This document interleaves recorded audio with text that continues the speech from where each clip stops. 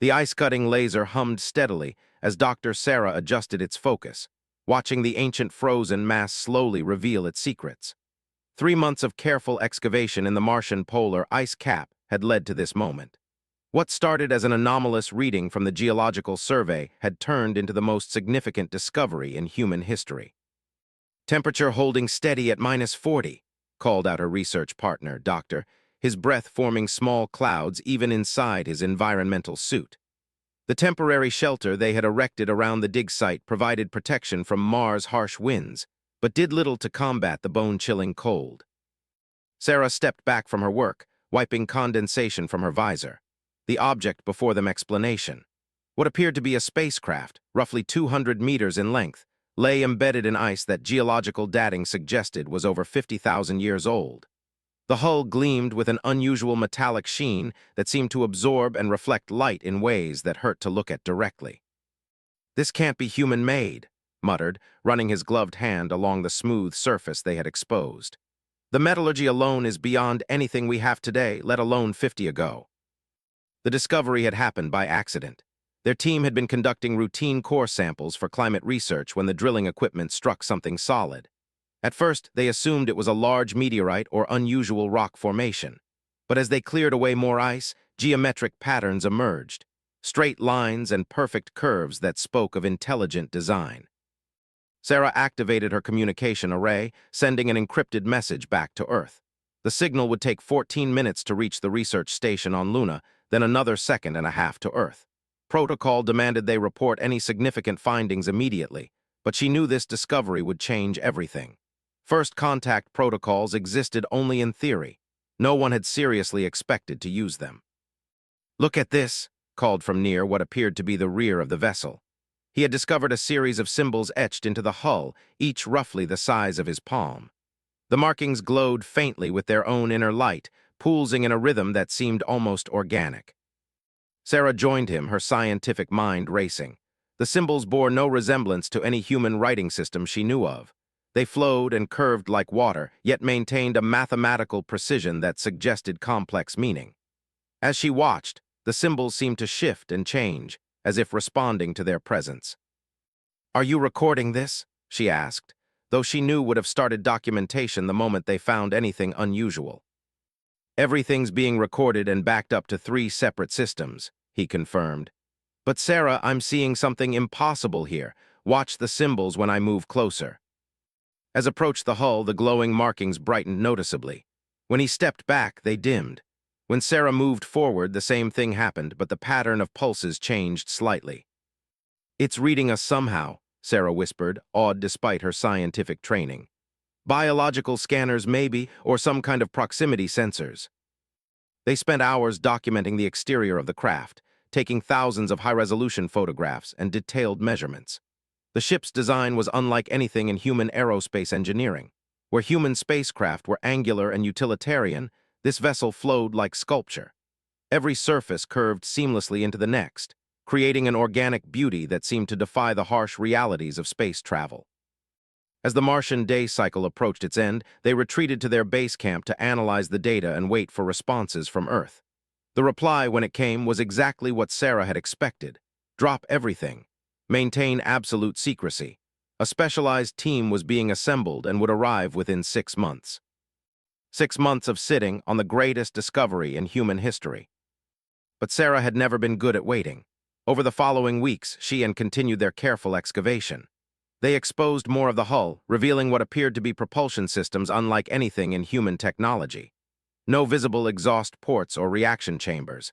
Instead, smooth nodules covered the aft section of the ship, each pulsing with the same inner light as the symbols. 3 weeks after the initial discovery, they found the entrance. It wasn't obvious at first, just another section of hull that seemed slightly different from the rest.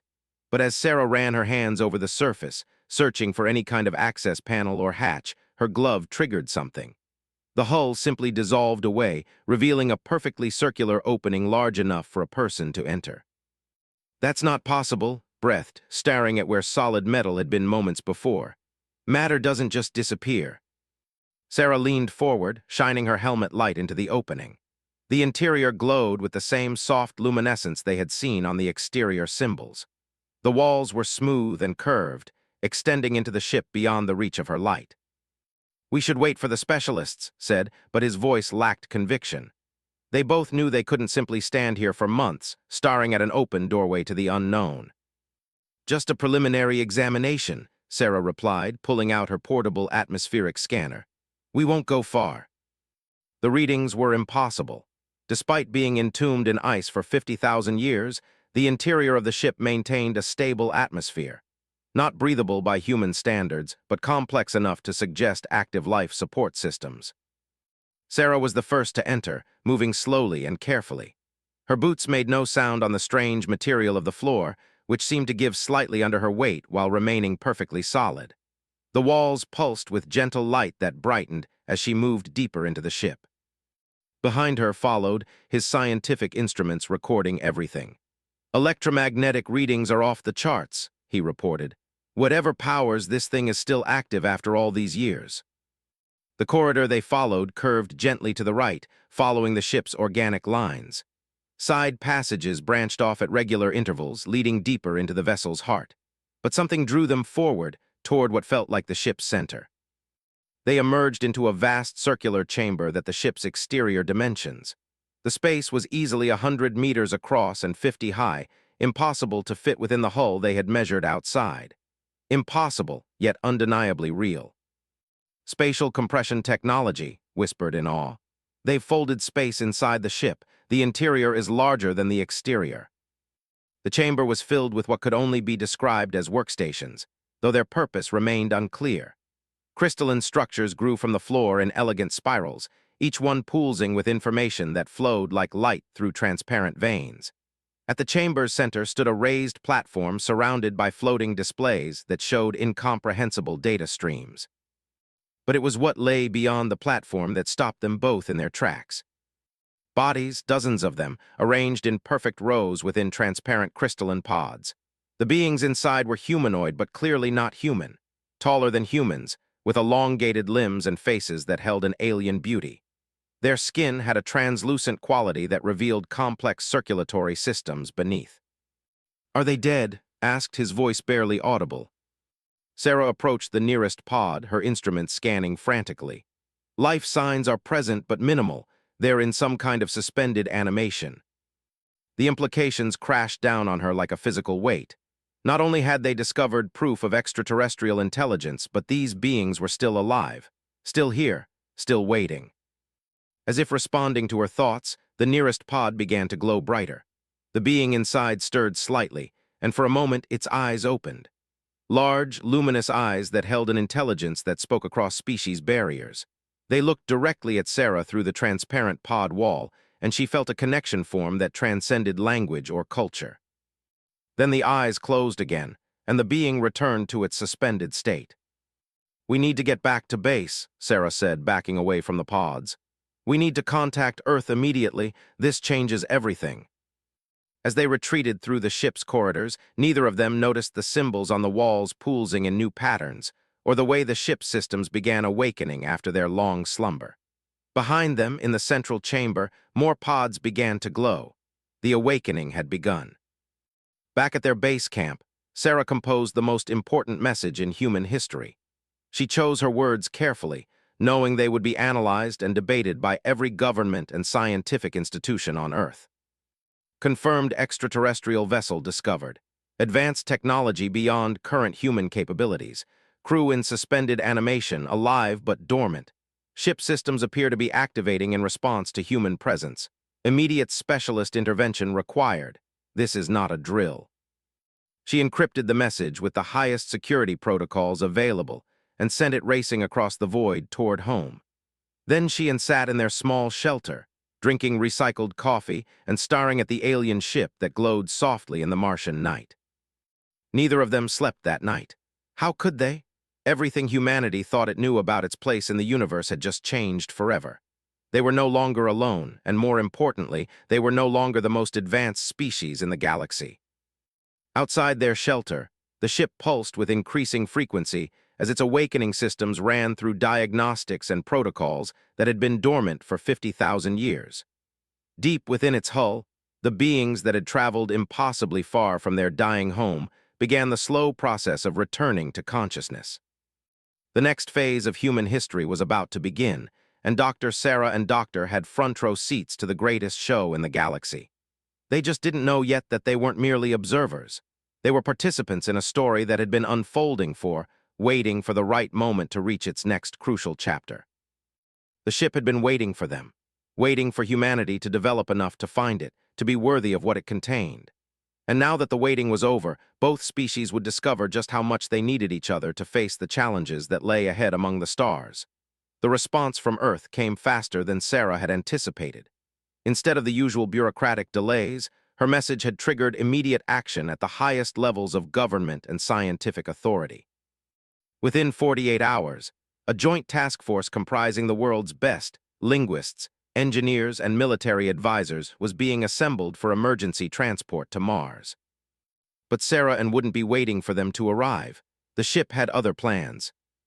On their third day after entering the vessel, the awakening process accelerated dramatically. What had been gentle pulses of light became steady illumination throughout the ship's corridors.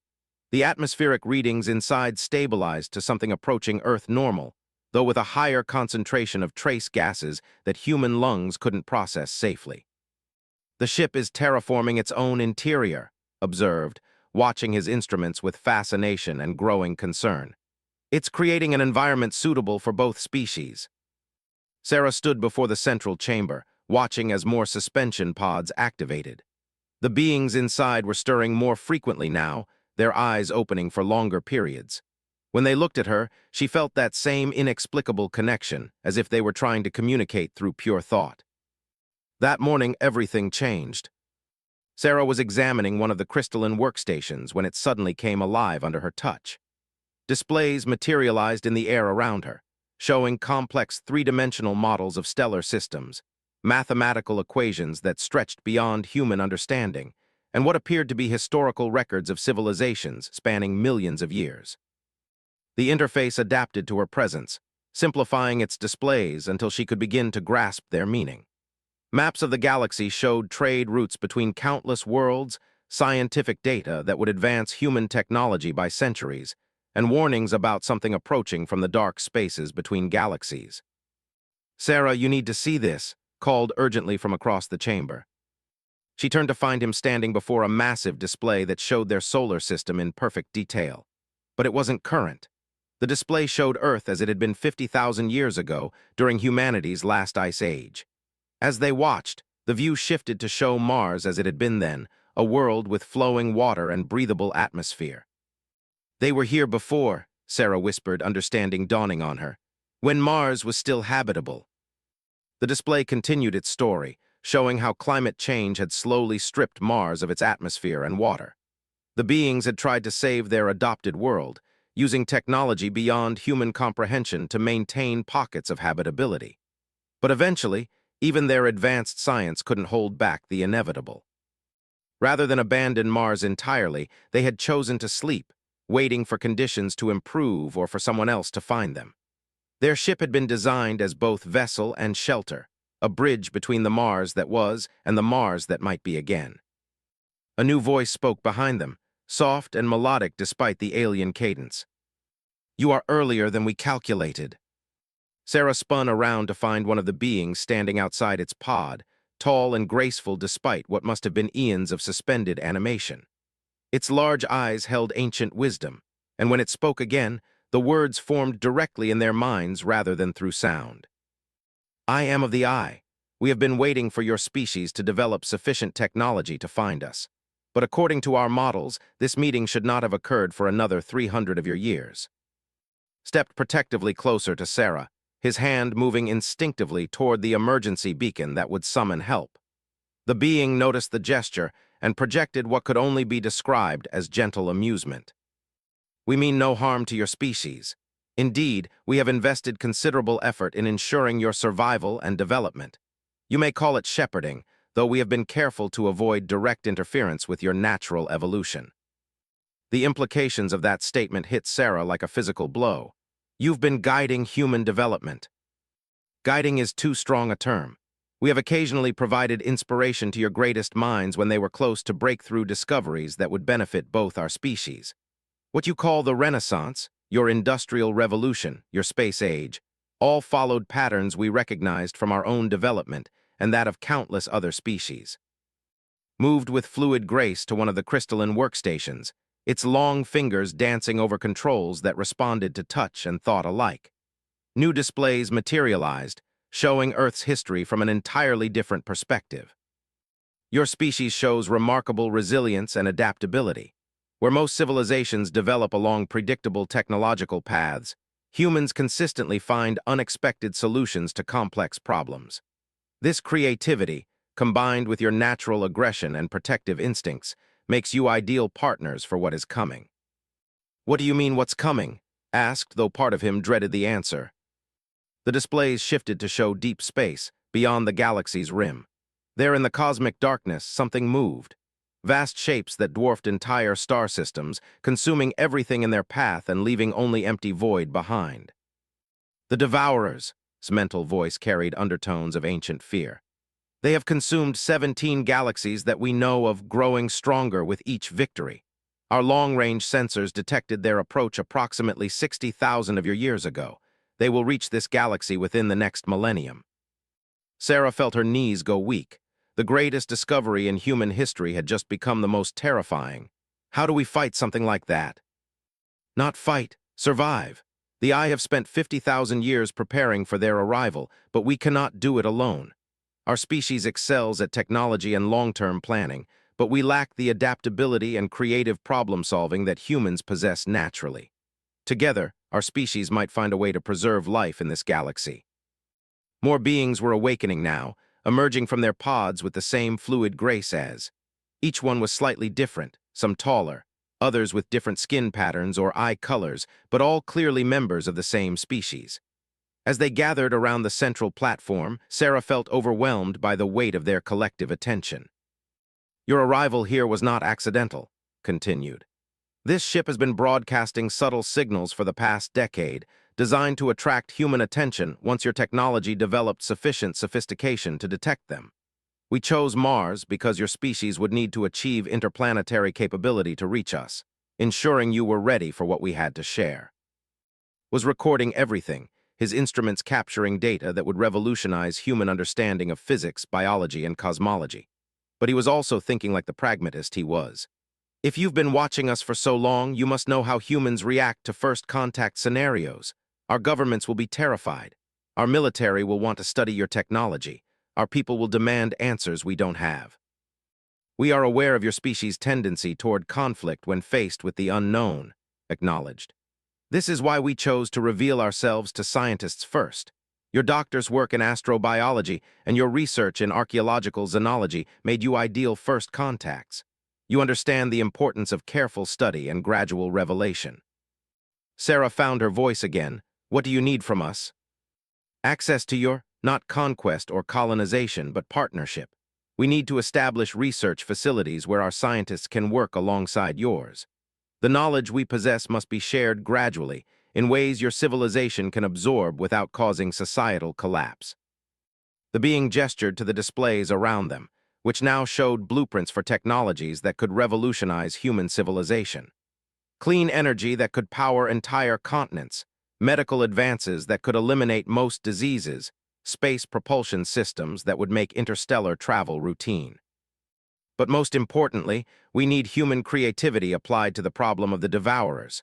Our scientists have calculated millions of possible defense scenarios. All result in eventual defeat.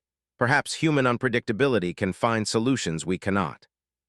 Over the following hours, and the other awakened Eye shared more of their history and technology. Their original had been destroyed by a stellar collapse 800,000 years ago, forcing them to become nomadic. They had settled briefly on dozens of worlds, always moving on when conditions changed or when they detected signs of the approaching Devourers. Mars had been their longest-term settlement, a world they had genuinely hoped to call home. When they realized it too would become uninhabitable, they had made the difficult decision to enter suspended animation rather than flee once again. But they had also done something unprecedented in their history.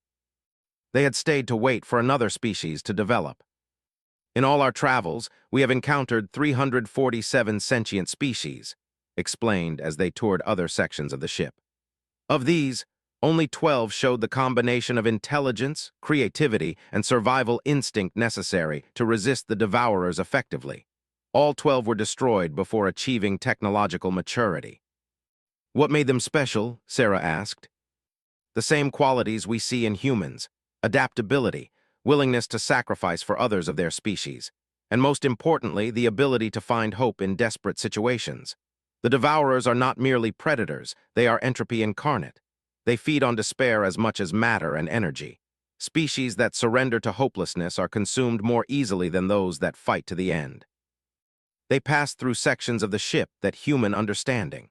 Laboratories where impossible experiments had been conducted, libraries containing the accumulated knowledge of hundreds of civilizations, workshops where matter was manipulated at the quantum level to create materials that shouldn't exist.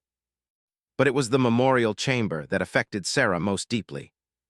Walls of crystalline memory cores stretched from floor to ceiling, each one containing the preserved consciousness of I who had chosen to remain awake during the long sleep, serving as guardians and historians. They had lived for 50,000 years in digital existence, maintaining the ship's systems and refining plans for the day when they would awaken to meet humanity. They sacrificed individual existence to preserve our species' future. His mental voice carried deep reverence. Each consciousness chose to become part of something larger, adding their unique perspectives to our collective knowledge. This is why we believe partnership with humans is possible. Your species also understands individual sacrifice for collective survival. As they prepared to return to the surface, Sarah's mind raced with the implications of everything they had learned. Humanity was about to receive the greatest gift and burden in its history: advanced technology that could solve every earthly problem, but knowledge of a threat that could destroy everything they had ever cared about. When your specialists arrive, we will begin formal contact procedures, informed them. But we wanted you to understand the full scope of what is happening before political considerations complicate matters. Sarah nodded, understanding the weight of responsibility they now carried. How long do we have to prepare? The Devourer's vanguard will reach the galaxy's outer rim in approximately 800 of your years. The main force will arrive 2 centuries later. This seems like a long time by human standards, but it is barely sufficient for the preparations necessary. As they emerged from the ship into the Martian night, Sarah looked up at the star-filled sky with new eyes. Somewhere out there, an enemy beyond human comprehension was slowly approaching. But for the first time in 50,000 years, the Eye had reason to hope. They were no longer alone in their vigil. The arrival of the Earth Task Force changed everything about the dig site. Where once there had been a simple research camp, now a full military installation sprawled across the Martian landscape. Prefabricated buildings housed hundreds of specialists, while defensive perimeters and communication arrays created a small city around the alien vessel. Dr. Sarah watched the transformation with mixed feelings. The careful, methodical approach she had taken was now replaced by systematic efficiency that bordered on aggressive. Teams of engineers, linguists, and military analysts swarmed over every inch of the ice ship, documenting everything with an urgency that made her uncomfortable.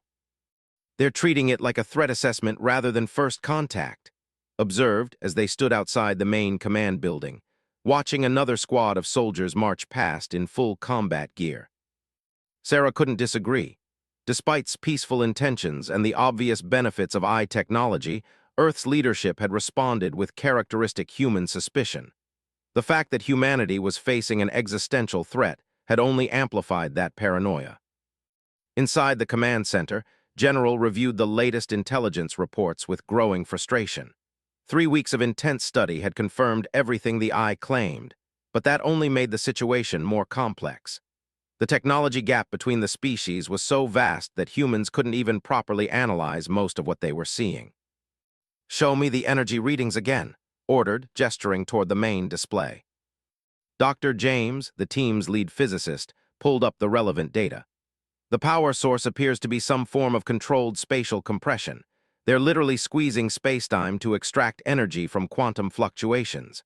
Our best estimates suggest the ship's reactor could power the entire North American grid for several centuries. And their weapons capabilities? Hesitated. Unknown.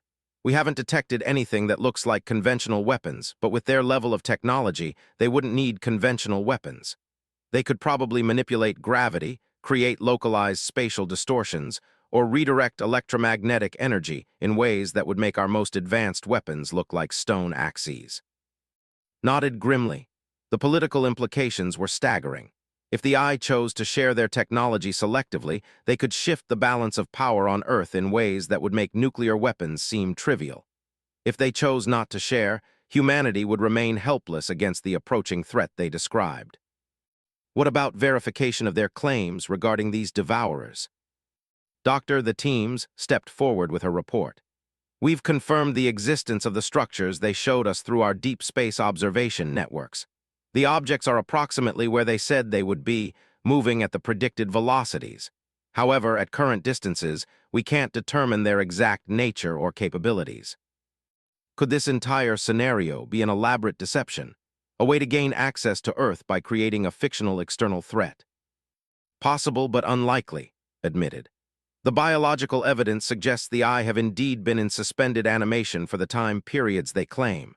Carbon dating of organic materials within their ship confirms ages consistent with their story. More importantly, the technology we're seeing is so far beyond human capabilities that if they wanted to conquer us, they wouldn't need elaborate deceptions. Considered this. In her 30-year military career, she had learned to prepare for the worst while hoping for the best. But this situation normal strategic analysis.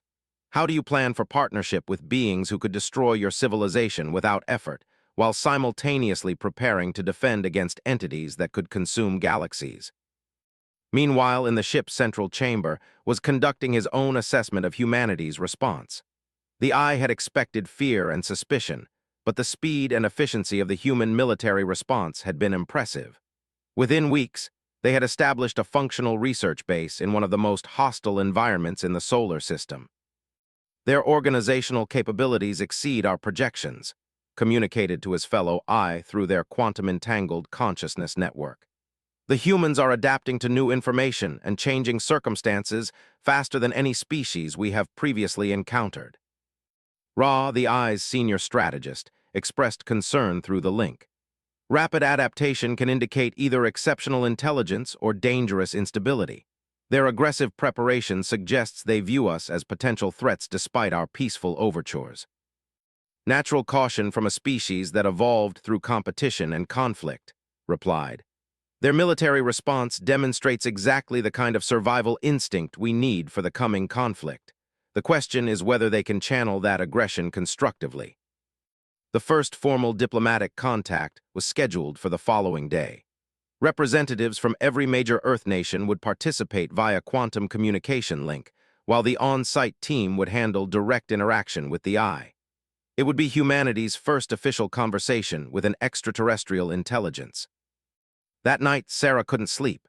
She walked the corridors of the research base, her mind racing with possibilities and fears. Tomorrow, everything would change again. The careful relationship she had built with would become subject to political maneuvering and international tensions that neither species fully understood.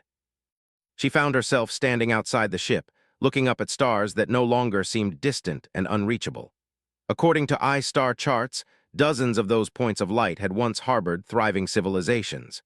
Now they were empty, consumed by entities that treated living worlds like food sources. Cannot sleep either? His mental voice was gentle, accompanied by his physical presence as he emerged from the ship's entrance. Too much to think about, Sarah replied. Tomorrow changes everything. Change is the only constant in the universe, observed, moving to stand beside her. Your species seems to understand this instinctively. You adapt to new conditions faster than any civilization we have encountered. Maybe too fast sometimes. We tend to react first and think later. This can be both strength and weakness. Your rapid responses have allowed humanity to survive numerous extinction events throughout your history, but they may also complicate our partnership negotiations. Sarah looked at the alien being beside her, still marveling that she could have casual conversation with someone from another world. What do you need from tomorrow's meeting? Access to your for scientific cooperation. Time to gradually introduce our technology without destabilizing your civilization. And most importantly, human participation in developing defense strategies against the Devourers. And if our governments refuse? Was quiet for a moment, his large eyes reflecting starlight. Then both our species will face the coming darkness alone. The eye cannot survive another galactic migration. We have spent our last reserves reaching this system and maintaining ourselves through the long sleep. This is our final chance to find a home and allies. The diplomatic meeting began at dawn with all the pomp and formality that humanity could muster for such an unprecedented occasion. In the main conference room, screens showed the faces of world leaders, military officials, and scientific advisors from every major nation. The room buzzed with tension as officials took their seats around a table that had been specially designed to accommodate both human and eye physiology. Entered with two other eye representatives, their graceful movements and alien beauty creating an effect that no amount of preparation could diminish. The room fell silent as the beings took their positions opposite the human delegation. General served as the primary human representative, her military bearing providing a reassuring presence to those watching remotely. On behalf of the nations of Earth, I welcome you to our solar system. We are honored by this historic first contact between our species. We thank you for your courtesy, replied, his mental voice transmitted through speakers for those not present physically.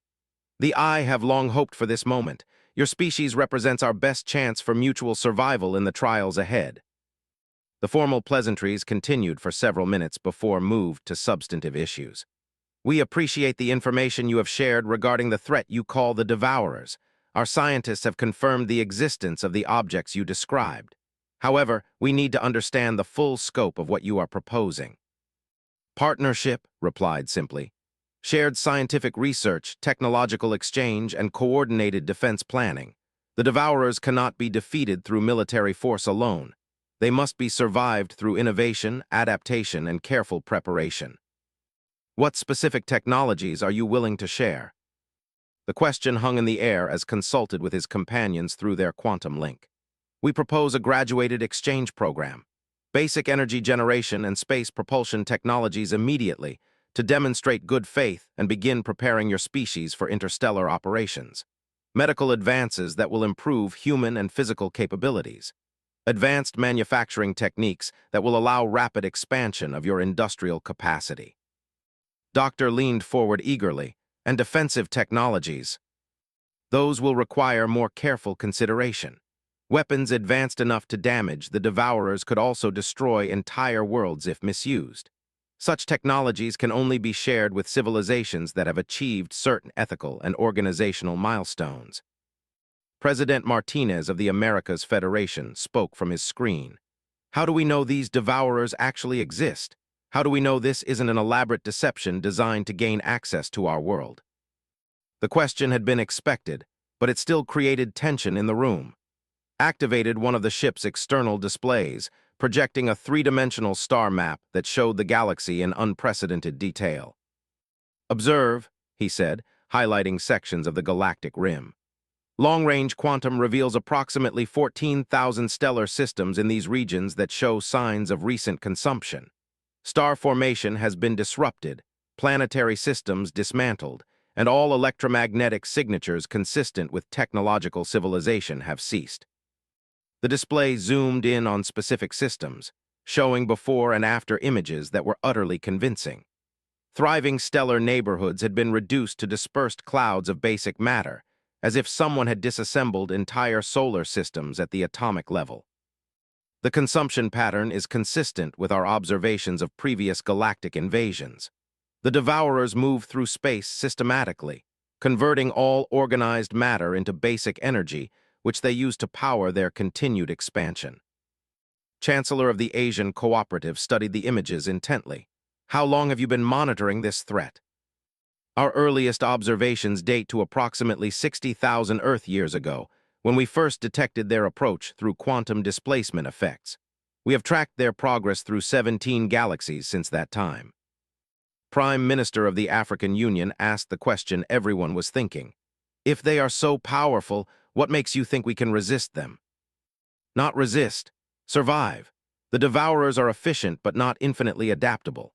They expect civilizations to react in predictable ways, developing defenses that can be systematically overcome. Your species' tendency toward unexpected solutions and creative problem-solving represents our best chance to develop survival strategies they cannot anticipate. General brought the discussion back to practical matters. What are you asking for in return for this technological assistance? Sanctuary, the Eye are a dying civilization. Our birth rate has declined to near zero, and we no longer possess the resources for continued migration. We seek to establish permanent colonies within your solar system, contributing our knowledge and experience to mutual survival efforts. How many of your people are we discussing? Approximately 2.3 million I remain in various suspension facilities throughout this galaxy. Most are aboard ships similar to this one, hidden in deep space or on uninhabitable worlds. If partnership proves successful, they would gradually be awakened and relocated to suitable colonies within your system. The number caused a stir among the human representatives. 2.3 million aliens representing a technological capability far beyond human achievement would fundamentally alter the balance of power in the solar system. Minister of the European Federation voiced the concern directly. That represents a significant demographic shift. How do we maintain human sovereignty while integrating such an advanced population? Through cooperation rather than domination. I have no interest in governing human affairs. We seek only safe harbors where we can continue our research and contribute to species survival. Your governmental structures and cultural practices would remain entirely under human control.